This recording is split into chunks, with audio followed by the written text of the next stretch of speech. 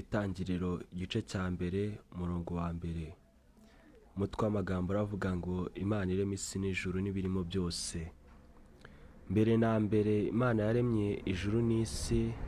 Isi yari itagira ishusho, yariho ubusa. Umwijima wari hejuru y'umuhengeri, maze umwuka w'Imana yagendagendaga hejuru y'amazi. Imana iravuga iti habeho umucyo, umucyo ubaho. Imana ibona umucyo ko ari mwiza. Imana itandukanya umucyo n'umwijima. Imana yita umucyo amanywa, umwijima wita ijoro. Buragoroba buracya, uwo ni umunsi wa mbere. Imana iravuga iti habeho isanzure hagati y'amazi, rigabanya amazi n'andi mazi. Imana irema iryo sanzure, igabanya amazi yo munsi y'isanzure n'ayo hejuru yaryo biba bityo. Imana yita iryo sanzure ijuru. Buragoroba buracya, uwo ni umunsi wa kabiri. Imana iravuga iti amazi yo munsi y'ijuru ateranire hamwe, ahumutse haboneke, biba bityo. Imana yita ahumutse ubutaka, iteraniro ry'amazi ryita inyanja. Imana ibona ko ari byiza. Imana iravuga iti ubutaka bumeze ubwatsi n'ibimera byose byerera imbuto ku butaka, n'ibiti byerera imbuto ku butaka zirimo utubuto twabyo. Igiti cyose cyera imbuto zikwiriye ubwoko bwacyo, biba bityo. Ubutaka bumeze ubwatsi, ibimera byose byera imbuto zikwiriye amoko yabyo, n'ibiti byera imbuto zirimo utubuto twabyo zikwiriye amoko yabyo. Imana ibona ko ari byiza. Buragoroba buracya, ubu ni umunsi wa gatatu. Imana iravuga iti mu isanzure ry'ijuru habeho ibiva bitandukanye amanywa n'ijoro, biberaho kubera ibimenyetso no kwerekana ibihe n'iminsi n'imyaka. Biberaho kuvira mu isanzure ry'ijuru kugira ngo bivire isi, biba bityo. Imana irema ibiva bibiri binini, ikiva kinini cyo gutegeka amanywa n'igito cyo gutegeka ijoro. Irema n'inyenyeri. Imana ibishyira mu isanzure ry'ijuru kugira ngo bivire isi, kandi bitegeka amanywa n'ijoro, bitandukanye umucyo n'umwijima. Imana ibona ko ari byiza. Buragoroba buracya, ubu ni umunsi wa kane. Imana iravuga iti amazi yuzuremo ibyigenza byinshi cyane bifite ubugingo, kandi inyoni n'ibisiga biguruke mu isanzure ry'ijuru. Imana irema ibifi binini byo mu nyanja n'ibintu byose byigenza bifite ubugingo. Amazi biyuzuramo nk'uko amoko yabyo ari. Irema n'inyoni n'ibisiga byose nk'uko amoko yabyo ari. Imana ibona ko ari byiza. Imana ibiha umugisha iti mwororoke, mugwire, mwuzure amazi yo mu nyanja, inyoni n'ibisiga byororoke mu isi. Buragoroba buracya, uwo ni umunsi wa gatanu. Imana iravuga iti isi izana ibifite ubugingo, amatungo n'ibikururuka nk'uko amoko yabyo ari, n'inyamaswa zo mu isi nk'uko amoko yazo ari, biba bityo. Imana irema inyamaswa zo mu isi nk'uko amoko yazo ari, n'amatungo nk'uko amoko yayo ari, n'ibintu byose bikururuka hasi nk'uko amoko yabyo ari. Imana ibona ko ari byiza. Imana iravuga iti tureme umuntu agira ishusho yacu ase natwe, batwara amafi yo mu nyanja n'inyoni n'ibisiga byo mu kirere n'amatungo n'isi yose n'igikururuka hasi cyose. Imana irema umuntu ngo agire ishusho yayo, afite ishusho y'Imana nk'uko niko yamuremye. Umugabo n'umugore niko yabaremye. Imana ibaha umugisha. Imana irababwira iti mwororoke mugwire mwuzure isi, mwimenyereze ibiyirimo, mutware amafi yo mu nyanja n'inyoni n'ibisiga byo mu kirere n'ibintu byose bifite ubugingo byigenza ku isi. Kandi Imana irababwira iti dore mbahaye ibimera byose byera imbuto biri mu isi yose, n'igiti cyose gifite imbuto zirimo utubuto twacyo, bizaba ibyo kurya byanyu. Kandi inyamaswa yose yo mu isi n'inyoni n'ibisiga byo mu kirere n'ikintu cyose gikururuka ku isi gifite ubugingo, bihaye ibimera bibisi byose ngo bibe ibyo kurya byabyo, biba bityo. Imana ireba ibyo yaremye byose, nuko byari byiza cyane. Buragoroba buracya, uwo ni umunsi wa gatandatu. Igice cya kabiri ku murongo wa mbere turasaba umutwe w'amagambo uvuga ngo Imana yeza umunsi wa karindwi. Ijuru n'isi n'ibirimo byinshi byose birangira kuremwa ku munsi wa karindwi. Imana irangiza imirimo yakoze, iruhuka ku munsi wa karindwi imirimo yayo yose yakoze. Imana iha umugisha umunsi wa karindwi iraweza, kuko ari wo munsi yaruhukiyemo imirimo yakoze. Uku niko kuremwa kw'ijuru n'isi.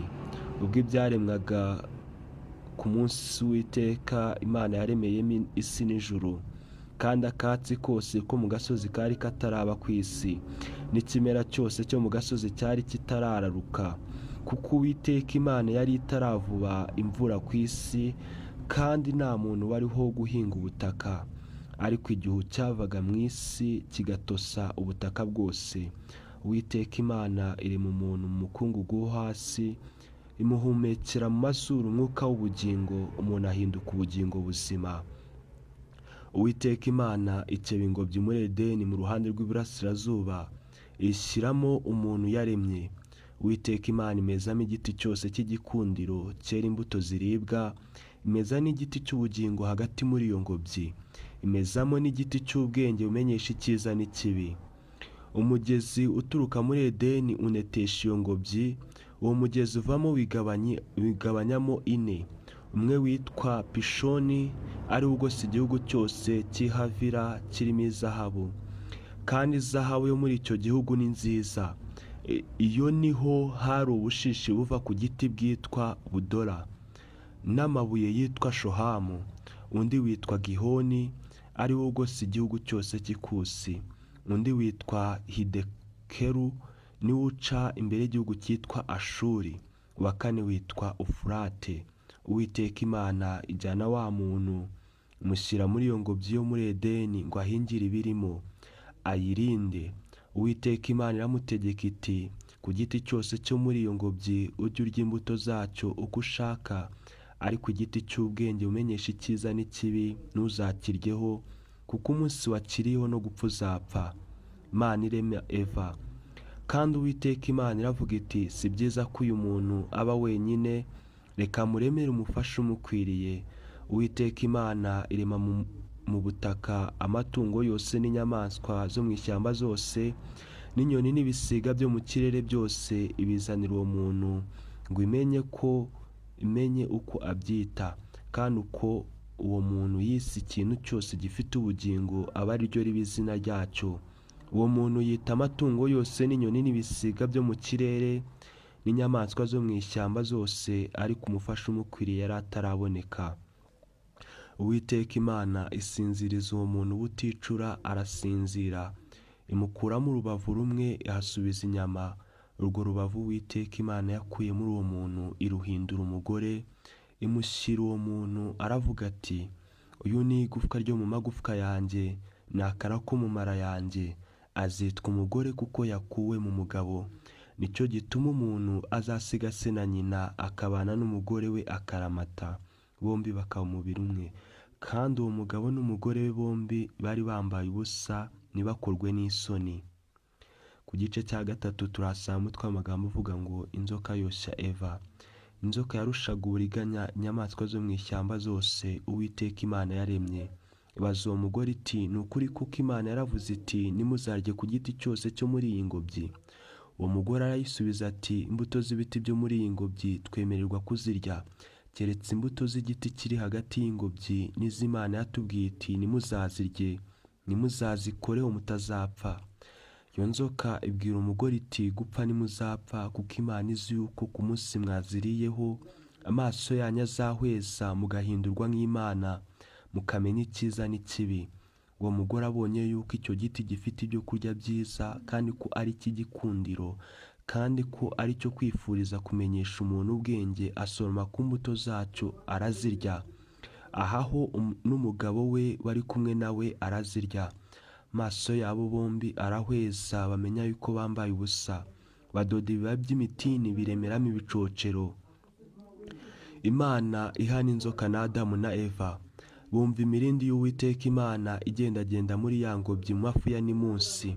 Wa mugabo n'umugore we bihisha hagati y'ibiti byo muri iyo ngobyi, amaso y'Uwiteka Imana. Uwiteka Imana ihamagara uwo mugabo iramubaza iti, uri he? Arayisubiza ati, numvise imirindi yawe muri iyi ngobyi, ninyishwa nuko nambaye ubusa ndihisha. Iramubaza iti, ninde wakubwiye ko wambaye ubusa? Wariye kuri cya giti nakubujije kuryaho? Uwo mugabo arayisubiza ati, umugore wampaye ngo tubane niwe wampaye ku mbuto z'icyo giti ndazirya. Uwiteka Imana ibaza uwo mugore iti, icyo wakoze icyo ni iki? Uwo mugore arayisubiza ati, inzoka yanshukashutse ndazirya. Uwiteka Imana abwira iyo nzoka iti kuko ukoze ibyo uri ikivume kirengeje amatungo yose n'inyamaswa zo mu ishyamba zose, uzajya ugenda ukururinda, uzajya urya umukungugu iminsi yose y'ubugingo bwawe. Nzashyira urwango hagati yawe n'uyu mugore no hagati y'urubyaro rwawe n'urwe, ruzagukomeretsa umutwe nawe uzarukomeretsa agatsinsino. Kandi Uwiteka Imana ibwira uwo mugore iti kugwiza nzagwiza cyane umubabaro wawe ufite inda, uzajya ubyara abana ubabara, kwifuza kwawe kuzahera ku mugabo wawe nawe azagutwara. Na Adamu iramubwira iti ubwo wumviye umugore wawe ukarya ku giti nakubujije ko utazakiryaho, uzaniye ubutaka kuvumwa iminsi yose yo kubaho kwawe, uzajya urya ibibuvamo ugombye kubiruhira, uzajya bukumereramo imikeri n'ibitovu, nawe uzajya urya imboga zo mu murima. Gututubikana ko mu maso hawe niko kuzaguhesha umutsima, urinde ugeze ubwo uzasubira mu butaka kuko arimo wakuwe. Uri umukungugu mu mukungugu nimuzasubira.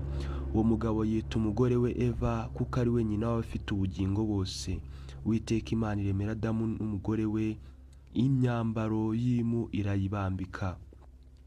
Imana ikura Adamu muri Edeni. Uwiteka Imana iravuga iti dore uyu muntu ahindutse nk'imwe yo muri twe ku byo kumenya icyiza n'ikibi. Noneho atarambura ukuboko agasaruma no ku giti cy'ubugingo akarya akarama iteka ryose. Nicyo cyatumye Uwiteka Imana imwirukana muri ya ngobyi muri Edeni kugira ngo ahinge ubutaka yavuyemo. Nuko yirukana uwo muntu, kandi mu ruhande rw'iyo ngobyi yo muri Edeni rwerekeye iburasirazuba ishyiraho abakerubi n'inkota yaka umuriro izenguruka impande zose ngo ibuze inzira ijya kuri cya giti cy'ubugingo. Ku gice cya 4 mu Itangiriro turasaba umutwe w'amagambo uvuga ngo ibyerekeye Kayini na Abeli. Kandi uwo mugabo atwika Eva umugore w'inda, abyara Kayini, aravuga ati meshejwe umuhungu n'Uwiteka. Arongera abyara Abeli murumuna wa Kayini, Abeli aba umwungeri w'intama, Kayini aba umuhinzi. Bukeye Kayini azana ituro ku mbuto z'ubutaka ngo ariture Uwiteka, na Abeli azana ku buriza bw'umukumbi we no ku rugimbu rwawo. Uwiteka yita kuri Abeli no ku ituro rye, maze niyita kuri Kayini n'ituro rye. Kayini ararakara cyane agaragaza umubabaro. Uwiteka abaza Kayini ati niki kikurakaje kandi niki gitumye ugaragaza umubabaro? Nukora ibyiza nuzemerwa, ariko nudakora ibyiza ibyaha byitugatugira ku rugi, kandi ni wowe byifuza ariko ukwiriye kubitegeka. Kayini abwira Abeli murumuna we, kandi bari mu gasozi. Kayini ahagurukira Abeli murumuna we aramwica. Uwiteka abaza Kayini ati Abeli murumuna wawe ari he? Aramusubiza ati ndabizi se, ndi umurinzi wa murumuna wanjye. Aramubaza ati icyo wakoze cyo ni iki? Ijwi ry'amaraso ya murumuna wawe riranakirira ku butaka, noneho uri ikivume ubutaka bwanga. Bwasamuye akanwa kabwo kwakira amaraso ya murumuna wawe, ukuboko kwawe kwavushije. Nuhinga ubutaka uhereye none niba uzakwerera umwero wabwo, uzaba ugicamuke n'inzererezi mu isi. Kayini abwira Uwiteka ati igihano umanye kiruta icyo nakwihanganira. Dore nyirukanye uyu munsi ku butaka, no mu maso hawe nzahahishwa. Nzaba igicamuke n'inzererezi mu isi, kandi uzambona wese azanyica. Uwiteka abwira Kayini ati nicyo gituma uwica Kayini azabihorerwa 7. Kandi Uwiteka ashyira kuri Kayini ikimenyetso kugira ngo hatagira umubona akamwica. Urubyaro rwa Kayini. Nuko Kayini ava mu maso y'Uwiteka atura mu gihugu cy'Inodi, mu ruhande rw'iburasirazuba rwa Edeni. Kandi Kayini atwika umugore w'inda, abyara Henoki, yubaka umudugudu awitirira umwana we Henoki. Henoki abyara Iradi, Iradi abyara Mehuyayeli, Mehuyayeli abyara Metushayeli, Metushayeli abyara Lameki. Lameki arongora abagore babiri, umwe yitwa Ada, undi yitwa Zira. Ada abyara Yabaru, abasekuruza b'abanyamahema baragira inka. Murumuna we yitwa Yubaru, abasekuruza b'abacuranzi n'abavuza imyirongi. Na Zira abyara Tubarukayini, umucuzi w'ikintu cyose gikebeshwa cy'umuringa n'icyuma. Mushiki wa Tubarukayini yitwa Nama. Lameki abwira abagore bati Ada na Zira nimwumve ijwi ryanjye. Baka Lameki nimutegere amatwi amagambo yanjye. nishe umugabo muhora kunkomeretsa, nishe umusore muhora kuntera imibyimba. Niba Kayini azahorerwa 7, ni ukuri Lameki azahorerwa inshuro 77. Urubyaro rwa Seti. Adamu arongera atwika umugore w'inda, abyara umuhungu amwita Seti. Ati nuko Imana incumbushije urundi rubyaro mu cyimbo cya Beri, kuko Kayini yamwishe. Na Seti abyara umuhungu amwita Enoshi. Icyo gihe abantu batangira kwambaza izina ry'Uwiteka. Igice cya 5. Ku murongo wa 1 turasanga urubyaro rwa Adamu. Iki ni igitabo cy'urubyaro rwa Adamu. Ku munsi Imana yaremeyemo umuntu, afite ishusho y'Imana niko yamuremye. Umugabo n'umugore niko yabaremye, ibaha umugisha ibita umuntu. Ku munsi baremewemo, kandi Adamu yamaze imyaka 130 avutse, abyara umuhungu ufite ishusho ye usa nawe, amwita Seti. Amaze kubyara Seti, Adamu arongera amara imyaka 800, ayibyaramo abahungu n'abakobwa.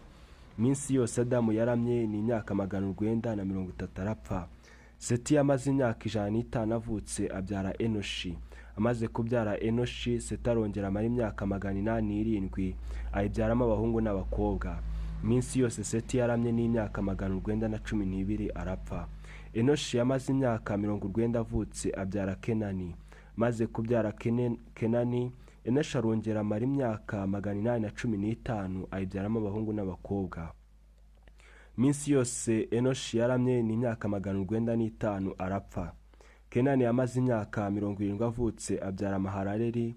Amaze kubyara Mahalaleli, Kenani arongera amara imyaka 840, ayibyaramo abahungu n'abakobwa.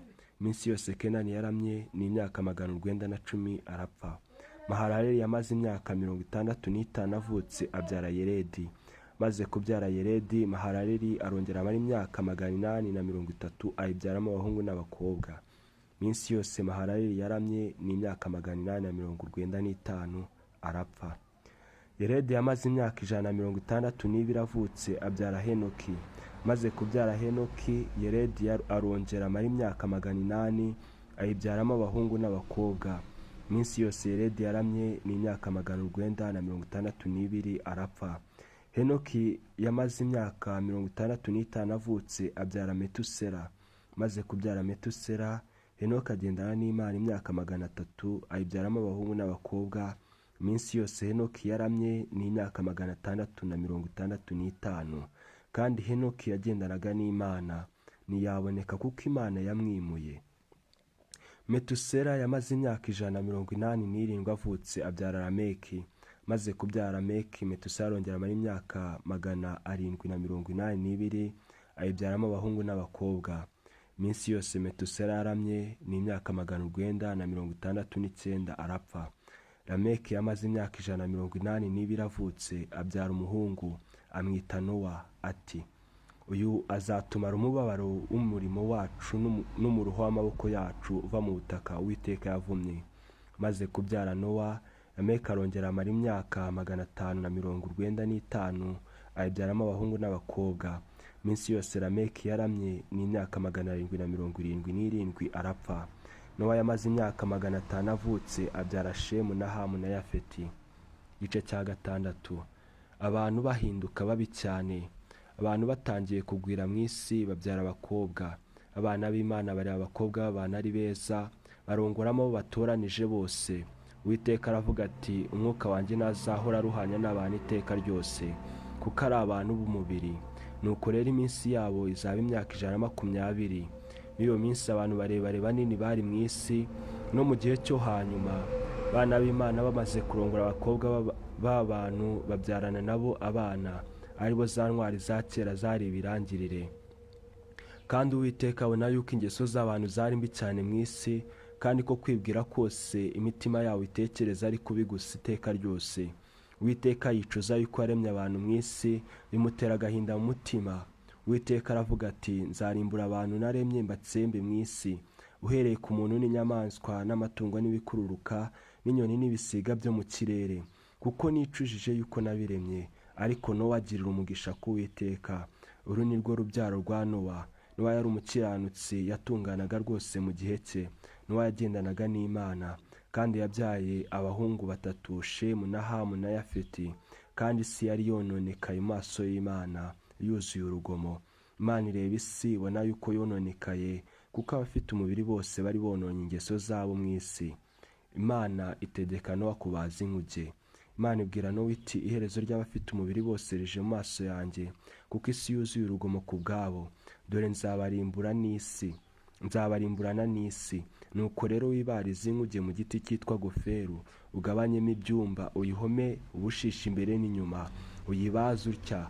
Uburebure bw'umurambararo bw'iyo nkuge bube mikono 300, ubugari bwayo bube mikono 50, uburebure bw'igihagararo bwayo bube mikono 30. Kandi uzacemo idirishya rizaba irya mukono umwe, nuyirangiza hejuru umuryango w'inguge uzawushyire mu rubavu rwayo. Uzayishyiremo amazu, iyo hasi n'iya kabiri hejuru yayo n'iya gatatu. Nanjye dore nzazana umwuzure w'amazi mu isi, urimbura ibifite umubiri byose birimo umwuka w'ubugingo, ubitsembe hasi y'ijuru, ibiri mu isi byose bipfe. Ariko nzakomeza isezerano ryanjye nawe, uzinjirane muri iyo nkuge n'abana bawe n'umugore wawe n'abakazana bawe, kandi mu moko yose y'ibibaho bifite umubiri byose uzinjize muri iyo nkuge bibiri, ngo birokorane nawe. Bizaba ikigabo n'ikigore, mu nyoni no mu bisiga nk'uko amoko yabyo ari, no mu matungo nk'uko amoko yayo ari, no mu bikururuka hasi byose nk'uko amoko yabyo ari. 2 by'amoko yose bizaza aho uri, kugira ngo birokore. Kandi uzijyanire mu biribwa byose ubyihunikire, bizaba ibyo kurya byo kubatunga n'ibyo muri kumwe. Nowa agenza atyo, iby'Imana yamutegetse byose aba ari byo akora. Umutwe w'amagambo uvuga ngo Nowa yinjira mu nkuge, umwuzure urimbura abantu.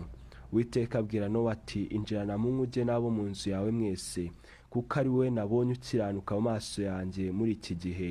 Mu matungo yose no mu nyamaswa zose zitazira ujyanemo 7, ibigabo n'ibigore, no mu nyamaswa zizira ujyanemo 2, ingabo n'ingore, no mu nyoni n'ibisiga byo mu kirere ujyanemo 7, ibigabo n'ibigore, kugira ngo urubyaro rwabyo ruzarokoke rube mu isi yose.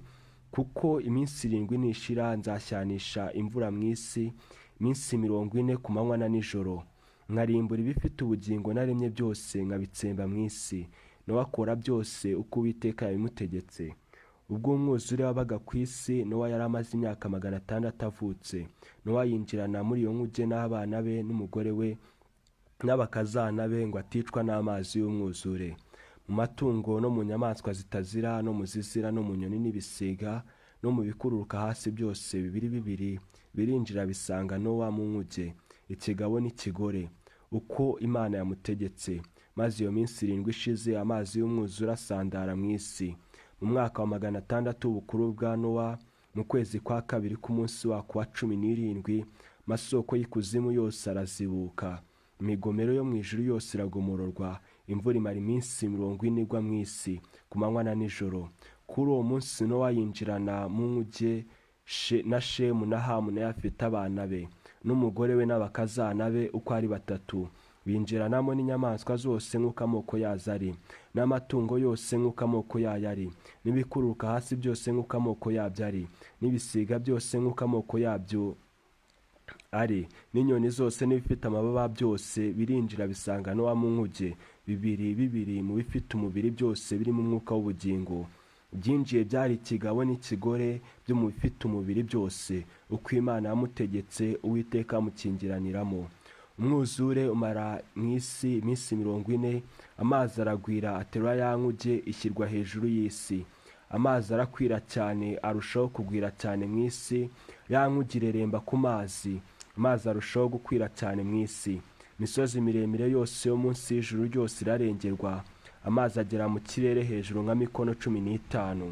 Imisozi irarengerwa, bifite umubiri byose byigenza ku isi birapfa, uhereye ku nyoni n'ibisiga n'amatungo n'inyamaswa n'ibikururuka hasi byose n'abantu bose, bifite umwuka w'ubugingo mu mazuru byose, ibiri ku butaka byose birapfa, bifite ubugingo byose biri ku butaka birarimbuka, uhereye ku bantu n'amatungo n'ibikururuka n'inyoni n'ibisiga byo mu kirere bitsembwa mu isi.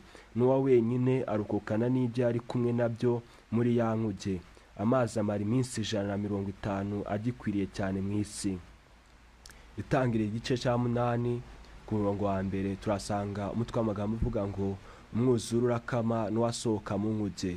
Imana yibuka Nowa n'ibifite ubugingo byose n'amatungo yose byari kumwe nawe mu nkuge. Imana izana umuyaga ku isi, amazi atangira gukama, amasoko y'ikuzimu araziba, imigomero yo mu ijuru iragomerwa. Imvura iva mu ijuru iricwa, amazi asubirayo. Ava ku butaka ubudasiba, ya minsi 150 ishize, amazi aragabanuka. Mu kwezi kwa karindwi k'umunsi wa 17, ya nkuge ihagarara ku misozi ya Ararata. Amazi agabanuka ubudasiba ageza ku kwezi kwa 10. Mu kwezi kwa 10 k'umunsi wa mbere, impinga z'imisozi ziraboneka. Minsi 40 ishize, Nowa akingura idirishya ryo mu nkuge yabajije, yohereza igikona kirajarajara kugeza aho amazi yakamiye ku isi. Maze yohereza inuma kugira ngo amenye yuko amazi agabanutse ku isi. Maze ntiyabona aho ishinga ikirenge cyayo imugarukaho ku nkuge, kuko amazi yari akiri ku isi yose. Ayisingiriza ukuboko arayenda, ayisubiza mu nkuge. Asiba iminsi 7 yongera kohereza iyo numa kuva mu nkuge. Igaruka aho ari nimugoroba, ifite ikibabi kibisi cy'umunzenze mu kanwa kayo, icyo yakuye ku giti. Bituma Nowa amenya yuko amazi agabanutse ku isi. Asiba indi minsi 7 yohereza ya numa, ntiyasubira kumugarukaho. Mu mwaka wa 601 mu kwezi kwa mbere k'umunsi wa mbere, amazi akama mu isi. Nowa akuraho igipfundikiye ya nkuge, arareba abona ubutaka bwumye. Mu kwezi kwa kabiri k'umunsi wako wa 27 isi iruma. Imana ibwira Nowa iti, sohokana mu nkuge n'umugore wawe n'abana bawe n'abakazana bawe, kandi usohokane ibibaho byose muri kumwe byo mu bifite umubiri byose, inyoni n'ibisiga n'ibikururuka hasi byose, kugira ngo bibyarire mu isi cyane, byororoke bigwire mu isi. Nowa asohokana n'abana we n'umugore we n'abakazana be, matungo yose n'inyamaswa zose n'ibikururuka byose n'inyoni zose n'ibisiga byose, ibyigenza ku isi byose nk'uko amoko yabyo ari, bisohoka muri ya nkuge. Nowa yubakira Uwiteka igicaniro, atoranya amatungo yose no mu nyamaswa zose zitazira no mu nyoni n'ibisiga bitazira, atambira kuri icyo gicaniro ibitambo byoswa. Uwiteka ahumurirwa umubabwe. Uwiteka aribwira ati, sinzongera ukundi kuva mu butaka kubw'abantu, kuko gutekereza ko imitima yabo ari kubi uhereye mu bwana bwabo, kandi sinzongera kwica ibifite ubugingo byose nk'uko nakoze. Isi kiriho ibiba n'isarura n'imbeho n'ubushyuhe n'impeshyi n'urugagi n'amanywa n'ijoro n'ibizashira. Itangiriro igice cya 9 turasaba umutwe w'amagambo uvuga ngo, Imana isezeranira Nowa isezerano. Imana iha umugisha Nowa n'abana be, irababwira iti, mwororoke mugwire mwuzure isi. Inyamaswa zo mu isi zose n'inyoni n'ibisiga byo mu kirere byose bizabagirira ubwoba, bizabatinya. Murabihawe byo n'ibyuzuye ku butaka byose n'amafi yo mu nyanja yose, ibyigenza byose bifite ubugingo bizabe ibyo kurya byanyu. Bibahaye byose nk'uko nabahaye ibimera bibisi, ariko ntimukaryana inyama n'ubugingo bwayo, nibwo maraso yayo. Kandi amaraso yanyu, amaraso y'ubugingo bwanyu, sinzabura kuyahorera. Nzayahorera inyamaswa zose, kandi umuntu nawe nzamuhorera ubugingo bw'umuntu. Nzabuhorera undi muntu wese. Uvushije amaraso y'umuntu, amaraso yazavushwa n'abantu, kuko Imana yaremye umuntu afite ishusho yayo. Namwe mwororoke mugwire, mubyarire cyane mu isi mugwiremo. Imana ibwira Nowa n'abana be iti, ubwanjye nkomeje isezerano ryanjye namwe n'urubyaro rwanyu ruzakurikiraho, n'ibifite ubugingo byose muri kumwe, inyoni n'ibisiga n'amatungo n'inyamaswa zo mu isi zose hamwe namwe, bisohotse mu nkuge byose. Inyamaswa zo mu isi zose ndakomeza isezerano ryanjye namwe. Ibifite umubiri byose ntibizongera kurimburwa n'amazi y'umwuzure, kandi hazabaho ukundi umwuzure urimbura isi. Imana iravuga iti, iki ni cyo kimenyetso cy'isezerano nsezeranye namwe n'ibifite ubugingo byose muri kumwe kugeza ibihe byose. Kiza umuheto wanjye mu gicu, niwo mukororombya, uzaba ikimenyetso cy'isezerano ryanjye n'isi. Nuko ubwo nzajya nzana igicu hejuru y'isi, mukororombya uzabonekera muri cyo, nanjye nzajya nibuka isezerano riri hagati yanjye namwe n'ibibaho bifite umubiri byose. Amazi nakongere kuba umwuzure urimbura ibifite umubiri byose. Mukororombya uzaba mu gicu, nanjye nzajya nkureba kugira ngo nibuke isezerano rihoraho ry'Imana n'ibibaho bifite umubiri byose biri mu isi. Imana ibwira Nowa iti, iki ni cyo kimenyetso cy'isezerano nakomeje riri hagati yanjye n'ibifite umubiri byose biri mu isi. Bene Nowa basohotse mu nkuge ni Shemu na Hamu na Yafeti. Hamu ni se wa Kanani. Abo uko ari batatu nibo Nowa yabyaye, aribo bakomotsweho n'abakwiriye mu isi yose. Nowa atangira guhinga ubutaka, ateramo uruzabibu, anywa vino yarwo arasinda, yambarira ubusa mu ihema rye. Hamu se wa Kanani abona se yambaye ubusa, abibwira bene se bari hanze. Shemu na Yafeti benda umwambaro bawushyira ku bitugu byabo bombi, bagenza imigongo batwikira ubwambure bwa se. Kandi kuko bari bamuteye imigongo ntibarora ubwambure bwe. Nowa arasinduka amenya iby'umuhererezi we yamugiriye, aravuga ati, Kanani avumwe, azaba umugaragu w'abagaragu kuri bene se, kandi ati Uwiteka ahimbazwe, niwe Mana ya Shemu, Kanani abe umugaragu we. Imana yagure Yafeti abe mu mahema ya Shemu, Kanani abe umugaragu we. Hanyuma ya wa mwuzure Nowa amara imyaka 350. Iminsi yose Nowa yaramye ni imyaka 950, arapfa. Itangiriro igice cya 10 turasaba umutwe amagambo uvuga ngo urubyaro rwa bene Nowa. Uru ni urubyaro rwa bene Nowa, nibo Shemu na Hamu na Yafeti. Babyaye abana hanyuma ya wa mwuzure. Bene Yafeti ni Gomeri na Magogi na Madayi na Yavani na Tubali na Mesheki na Tirasi. Bene Gomeri na Ashkenazi na Rifati na Toguruma. Bene Yavani ni Elisha na Tarushishi na Kitimu na Dodanimu. Abo nibo bagabiwe ibirwa by'abanyamahanga nk'uko ibihugu byabo biri, umuntu wese nk'uko ururimi rwabo rumeze, nk'uko imiryango yabo iri, nk'uko amahanga yabo ari. Bene Hamu ni Kushi na Misiriyamu na Puti na Kanani. Bene Kushi ni Seba na Havira na Sabuti na Rama na Sabuteka. Bene Rama ni Sheba na Dedani. Kandi Kushi yabyaye ni Murodi, atangira kuba umunyamaboko mu isi. Yari umuhigi w'umunyamaboko imbere y'Uwiteka. Nicyo gituma bavuga bati nka Nimurodi wa muhigi w'umunyamaboko imbere y'Uwiteka. Igihugu yimyemo bwa mbere ni Babeli na Ereki na Akadi na Karume mu gihugu cy'Ishinari. Ava muri icyo gihugu ajya muri Ashuri, yubaka Inenevi ni Rehobotiru ni Kara ni Reseni iri hagati y'Inenevi ni Kara. Aho niho wa mudugudu ukomeye. Misiriyamu yabyaye Abarudi n'Abanami n'Abarehabi n'Abanaftuhi n'Abapatirusi n'Abakasiruhi. Nibo bakomotsweho n'Abafilisitiya. Yabyaye n'Abakafutori. Kanani yabyaye imfura ye Sidoni na Heti. Yabyaye n'Abayebusi n'Abamori n'Abagirugashi n'Abahivi n'Abaruki n'Abasini n'Abanyaruvadi n'Abasemari n'Abahamati. Ubwa nyuma imiryango y'Abakanani irakwira. Urugabano rw'Abanyakanani rwaheraga i Sidoni rukagenda rwerekeje i Gerari, rukageza i Gaza, rukagenda rwerekeje i Sodomu n'i Gomora na Adima n'i Siboyoni, rukageza i Reshi. Abo nibo buzukuruza ba Hamu, nk'uko imiryango yabo iri, nk'uko indimi zabo ziri, nk'uko ibihugu byabo biri, nk'uko amahanga yabo ari. Na Shemu mukuru wa Yafeti sekuruza w'urubyaro rwa Eberi rwose, nawe abyara abana. Bene Shemu ni Elamu na Ashuri na Arupakisadi na Rudi na Aramu. Abana ba Aramu ni Usi na Huri na Geteri na Mashi. Arupakisadi yabyaye Shera. Shera yabyaye Eberi. Eberi yabyaye abahungu babiri, umwe yitwa Peregi kuko mu gihe cye ari mu isi yagabanyirijwemo, kandi murumuna we yitwa Yokitani. Yokitani yabyaye Arumodadi na Sherefu na Hasarumuveti na Yera na Hodarimu na Uzari na Dikira na Obaru na Abimeyeri na Sheba na Ofiri na Havira na Yobabu. Abo bose ni bene Yokitani.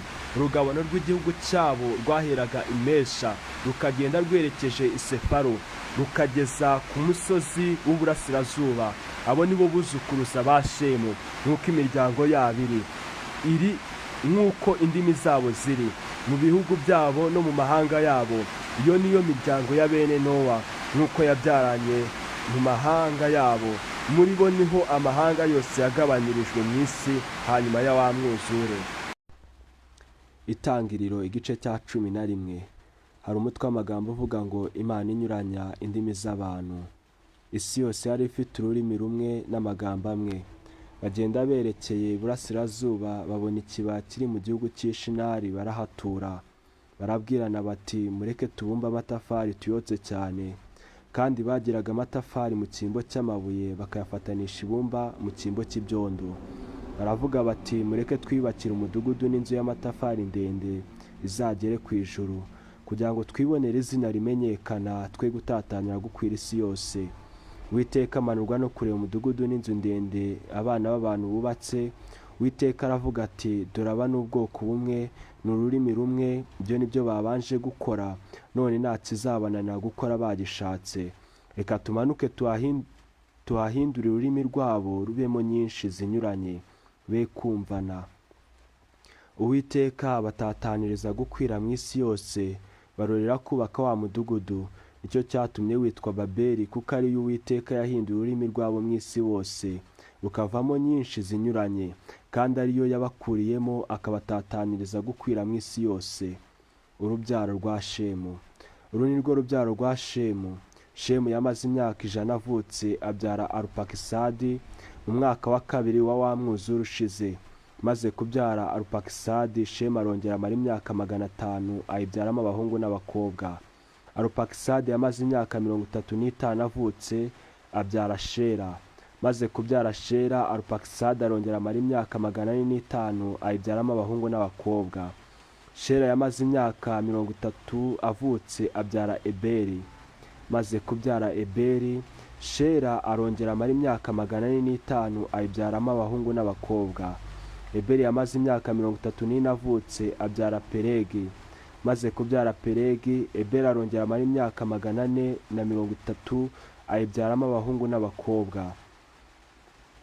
Peregi yamaze imyaka 30 avutse, abyara Rewu. Amaze kubyara Rewu, Peregi arongera amara imyaka 209, ayibyaramo abahungu n'abakobwa. Rewu yamaze imyaka 32 avutse, abyara Serugi. Maze kubyara Serugi, Rewu arongera amara imyaka 207, ayibyaramo abahungu n'abakobwa. Serugi yamaze imyaka 30 avutse, abyara Nahori. Maze kubyara Nahori, Serugi arongera amara imyaka 200, ayibyaramo abahungu n'abakobwa. Nahori yamaze imyaka 29 avutse, abyara Tera. Maze kubyara Tera, Nahori arongera amara imyaka 119, ayibyaramo abahungu n'abakobwa. Kuvuka kwa Aburamu. Tera yamaze imyaka 70 avutse, abyara Aburamu na Nahori na Harani. Uru ni rwo rubyaro rwa Tera. Tera yabyaye Aburamu na Nahori na Harani. Harani yabyaye Loti. Harani apfiraho Tera se ari mu gihugu yavukiyemo ahitwa Uri y'Abakaludaya. Aburamu na Nahori bararongora. Umugore wa Aburamu yitwa Sarayi, umugore wa Nahori yitwa Miruka. Umukobwa wa Harani niwe se wa Miruka na Isika. Sarayi yari ingumba, ntiyari afite umwana. Tera ajyana Aburamu umwana we na Loti mwene Harani umwuzukuru we, na Sarayi umukazana we, umugore wa Aburamu umuhungu we. Bava muri Uri y'Abakaludaya barajyana, bavanwayo no kujya mu gihugu cy'i Kanani. Bagera i Harani barahatura. Iminsi Tera yaramye ni imyaka 205, Tera apfira i Harani. Itangiriro igice cya 12, umutwe w'amagambo uvuga ngo Uwiteka yohereza Aburamu i Kanani. Uwiteka ategeka Aburamu ati va mu gihugu cyanyu, usiga umuryango wanyu n'inzu ya so, ujye mu gihugu nzakwereka. Nzaguhindura ubwoko bukomeye, nzaguha umugisha, nzogeza izina ryawe. Uzaha umugisha abakwifuriza umugisha, kandi uzakuvuma nzamuvuma, kandi muri wowe nimwe imiryango yose yo mu isi izaherwa umugisha. Aburamu aragenda nk'uko Uwiteka yamutegetse. Loti ajyana nawe ubwo yavaga i Harani. Aburamu yari amaze imyaka 75 avutse. Aburamu ajyana Sarayi umugore we na Loti umuhungu wabo n'ubutunzi bwose bari batunze n'abantu baronyeye i Harani. Bavanwayo no kujya mu gihugu cy'i Kanani. Kanani ubwaho niho basohoye. Aburamu anyura muri icyo gihugu agera ahitwa Shekemu, ahari igiti cyitwa umweroni cya More. Muri icyo gihe umunyakanani yari muri icyo gihugu. Uwiteka abonekera Aburamu aramubwira ati, urubyaro rwawe nzaruha iki gihugu. Yubakiraho igicaniro Uwiteka wamubonekeye. Avayo ajya ku musozi w'iruhande rw'iburasirazuba rw'i Beteli, abamba ihema rye. Beteli iri iruhande rw'iburengerazuba na Ayi iri iruhande rw'iburasirazuba. Yubakiraho Uwiteka igicaniro, yambaza izina ry'Uwiteka. Aburamu akomeza kugenda yerekeje i Negebu. Aburamu na Sarayi bajya muri Egiputa. Inzara itera muri icyo gihugu. Aburamu aramanuka ajya muri Egiputa asuhukirayo. Kuko inzara yari nyinshi muri icyo gihugu, ari bugufi bwo gusohora muri Egiputa, abwira Sarayi umugore we ati, dore nzi yuko uri umugore w'igikundiro. Nuko Abanyegiputa nibakubona bazavuga bati, uyu ni umugore we, maze banyice nawe bagukize. Ndakwinginze uzajye ubabwira uti ndi mushiki we, kugira ngo ngirirwe neza ku bwawe, ukirishe ubugingo bwanjye. Aburamu ageze muri Egiputa, Abanyegiputa bareba uko uwo mugore ari mwiza cyane. Abatware ba Farawo baramureba baramumushimira. Wa mugore ajyanwa kwa Farawo. Agirira Aburamu ineza ku bwa Sarayi, kandi yari afite intama n'inka n'indogobe z'ingabo n'abagaragu n'abaja n'indogobe z'ingore n'ingamiya. Uwiteka ahanisha Farawo n'inzu y'ibyago bikomeye, amuhora Sarayi umugore wa Aburamu. Farawo ahamagaza Aburamu aramubaza ati, icyo wangiriye iki n'iki? Ko utambwiye yuko ari umugore wawe? Niki cyatumye umbwira ko ari mushiki wawe, nanjye nkamwenda nkamugira umugore wanjye? Nuko nguyu umugore wawe, mujyane wigendere. Farawo amuha abantu bo kumuherekeza, bamuherekezanya n'umugore we n'ibyo yari afite byose. Itangiriro igice cya 13, umutwe w'amagambo uvuga ngo Aburamu na Loti baratandukana. Aburamu ava muri Egiputa n'umugore we n'ibye byose, na Loti ajyana nawe bajya i Negebu. Aburamu yari afite ubutunzi bwinshi bw'amatungo n'ifeza n'izahabu. Aragenda ava i Negebu agera i Beteli. Ageraho mbere yabanje kubamba ihema rye hagati y'i Beteli na Ayi, ahari igicaniro yubatse mbere. Aburamu yambarizaho izina ry'Uwiteka. Kandi na Loti wagendanaga na Aburamu yari afite imikumbi n'amashyo n'amahema. Icyo gihugu nticyabakwiriye kugituranamo, kuko ubutunzi bwabo bwari bwinshi bibabuza guturana. Habaho intonganya z'abashumba b'inka za Aburamu n'ab'iza Loti. Kandi muri icyo gihe Abanyakanani n'Abaferezi babaga muri icyo gihugu. Aburamu abwira Loti ati, he kubaho intonganya kuri njye nawe no ku bashumba bacu, kuko turi abavandimwe. Mbese igihugu cyose nikiri imbere yawe. Ndakwinginze tandukana nanjye. Nuhitamo kujya ibumoso, nanjye nzajya iburyo, cyangwa nuhitamo kujya iburyo, nanjye nzajya ibumoso. Loti arambura amaso abona ikibaya cyo ku ruzi Yorodani cyose, yuko kinese hose hose. Uwiteka atararimbura i Sodomu n'i Gomora. Icyo kibaya kugeza i Sowari cyari kimeze nka ya ngobyi y'Uwiteka nk'igihugu cya Egiputa. Nuko Loti yihutiramo ikibaya cyose cyo kuri Yorodani, ajya iburasirazuba baratandukana. Aburamu atura mu gihugu cy'i Kanani, Loti atura mu midugudu yo muri cya kibaya. Yimura ihema rye agera i Sodomu. Kandi Abasodomu bari babi, bari abanyabyaha, bacumuraga ku Uwiteka cyane. Loti amaze gutandukana na Aburamu, Uwiteka abwira Aburamu ati, rambura amaso urebe, uhere aho uri hano, ikasikasi n'ikusi n'iburasirazuba n'iburengerazuba. Igihugu cyose ubonye ni wowe nzajya n'urubyaro rwawe iteka ryose. Kandi nzagwiza urubyaro rwawe ruhane n'umukungugu wo hasi. Umuntu yashobora kubara umukungugu wo hasi, urubyaro rwawe narwo rwazabarika. Haguruka ugende unyure muri iki gihugu, mu burebure bwacyo no mu bugari bwacyo, kuko ari wowe nzagiha. Aburamu yimura ihema rye aragenda, atura ku biti byitwa imyeroni bya Mamure biri i Heburoni. Yubakiraho Uwiteka igicaniro. Igice cya 14 mu Itangiriro turasaba umutwe w'amagambo uvuga ngo Loti afatwa mpiri. Aburamu aramurengera. Ku ngoma za Amoraferi umwami w'Ishinari, na Ariyoki umwami wa Aresari, na Kidorolawomeri umwami wa Elamu, na Tidari umwami w'Igoyimu. abo bami barwanije Bera umwami w'i Sodomu, na Birusha umwami w'i Gomora, na Shinabu umwami wa Adima, na Shemeberi umwami w'i Sebuyoni, n'umwami w'i Bera niwo Sawari. Abo bose bateranira mu gikombe cy'i Sidimu, aho niho nyanja y'umunyu. Bamaze imyaka 12 bakorera Kedorulawomeri. Mu mwaka wa 15 baraguma. Mu mwaka wa 14 Kedorulawomeri n'abami bari kumwe nawe baraza, baneshereza barafa muri Ashiteroti, Karunayimu, baneshereza n'abasuzi Ihamu, baneshereza n'abemi Ishevakiriyatayimu, baneshereza n'abahori ku musozi wabo Seyiri. Barabirukana babageza muri Eliparani iri hafi y'ubutayu. Basubirayo bagera muri Inimishipati niho Kadeshi. Banesha Abamaleki mu gihugu cyabo cyose n'Abamori batuye Hasasonitamari. Maze hatabara umwami w'i Sodomu, n'umwami w'i Gomora, n'umwami wa Adima, n'umwami w'i Seboyimu, n'umwami w'i Bera niho Suwari. Bashingira urugamba mu gikombe cya Sidimu, barwanya Kedorulawomeri umwami wa Elamu, na Tidari umwami w'i Goyimu, na Amuraferi umwami w'i Shinari, na Ariyoki umwami wa Elasari. Abane barwanya 5.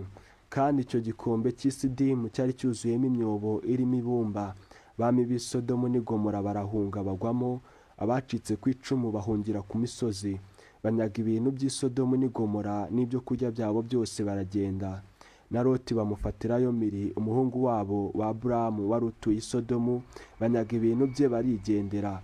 Haza umuntu umwe wacitse ku icumu abibwira Aburamu Umuheburayo, yari atuye ku biti byitwa imyeroni bya Mamure Mwamori, mwene se wa Eshikuroni na Aneri. Bari barasezeranye na Aburamu. Aburamu yumvise yuko mwene wabo yafashwe Miri, atabarana n'umutwe we wigishijwe kurwana. Bavukiye mu rugo rwe 318. Barabakurikira bagera i Dani. Aburamu n'abagaragu be bigabanyamo imitwe nijoro barabatera, barabanesha, barabirukana babageza i Hoba iri ibumoso bw'i Damasiko. Agarura iminyago yose na Loti mwene wabo n'ibye, n'abagore n'abo n'abandi bantu. Atabarutse avuye gutsinda Kedorulawomeri n'abandi bami bari kumwe nawe, umwami w'i Sodomu amusanganirira mu gikombe Sheva, nicyo gikombe cy'umwami. Kandi Melikisedeki umwami w'i Salemu azana imitsima na vino, yari umutambyi w'Imana isumba byose. Amuhesha umugisha ati, Aburamu ahabwa umugisha n'Imana isumba byose, nyir'ijuru n'isi, kandi Imana isumba byose ihimbazwe yakugabije ababisha bawe. Nuko Aburamu amuha 1/10 cya byose. Umwami w'i Sodomu abwira Aburamu ati, mabana ibintu byijyanire. Aburamu asubiza umwami w'i Sodomu ati, ndahirishije Uwiteka kumanika ukuboko kwanjye, niwe Mana isumba byose, nyir'ijuru n'isi, yuko ntazatwara akadodo cyangwa agashumi k'inkweto ko mu byawe, kugira ngo utibwira uti ni njye utungishije Aburamu, keretse gusa wishyura impamba nahaye abagaragu banjye, kandi uhe abo twatabaranye umugabane. Aneri na Ashikuroni na Mamure bo bajyana umugabane wabo. Igice cya 15 mu Itangiriro turazamutwa amagambo uvuga ngo, Aburamu yizera Uwiteka amusezeranya isezerano. Hanyuma y'ibyo ijambo ry'Uwiteka riza kuri Aburamu mwiyerekwa riti, Aburamu witinya, ni njye ngabigukingira, uzagororerwa ingororano ikomeye cyane. Aburamu aramubaza ati, mwami Uwiteka uzangororera iki, ko ngenda nishike, kandi uzazungura urugo rwanjye ari Eliyazari umunyadamasiko? Ati, dore nta rubyaro wamaye, kandi wavukiye mu rugo rwanjye azaragwa ibyanjye. Maze ijambo ry'Uwiteka riza kuri we riti, wowe si uzaragwa ibyawe, ahubwo uzakomoka ku rukigi rwawe niwe uzabiragwa. Aramusohokana aramubwira ati, rara murebe ijuru, ubare inyenyeri niba wabasha kuzibara. Ati, urubyaro rwawe niko ruzangana. Nuko yizera Uwiteka bimuhaniriza no gukiranuka. Aramubwira ati, ni njye Uwiteka wakuvaniye muri Uri y'Abakaludaya, kugira ngo nzakurage iki gihugu. Aramubaza ati, mwami Uwiteka, cyamenyesha yuko nzakiragwa n'iki? Aramusubiza ati, endiriza y'inka imaze imyaka 3 ivutse, n'ibuguma y'ihene imaze imyaka 3, n'imfizi y'intama imaze imyaka 3, n'intungura imwe n'icyana cy'inuma, maze yenda ibyo byose abicamo kabiri arabyerekeranya, keretse za nyoni nizo atagabanyije. Inkongoro zagwaga ku mirambo Aburamu akazigurutsa. Ku kirengarenga Aburamu asinzira ubuticura. Ubwoba butewe n'umwijima w'icuraburindi buramufata. Uwiteka abwira Aburamu ati, menya neza yuko urubyaro rwawe ruzaba abashyitsi mu gihugu kitari icyabo. Bazakorera ababo, nabo bazabababaza imyaka 400. Nanjye nzaciraho iteka iryo shyanga bazakorera. Ubwa nyuma bazarivamo bavanyemo ubutunzi bwinshi. Ariko woweho uzasanga basogokuruza amahoro. Uzahambwa ushaje neza. Ubuvivi bw'abazajyayo nibwo buzagaruka ino, kuko gukiranirwa kw'Abamori kutaruzura.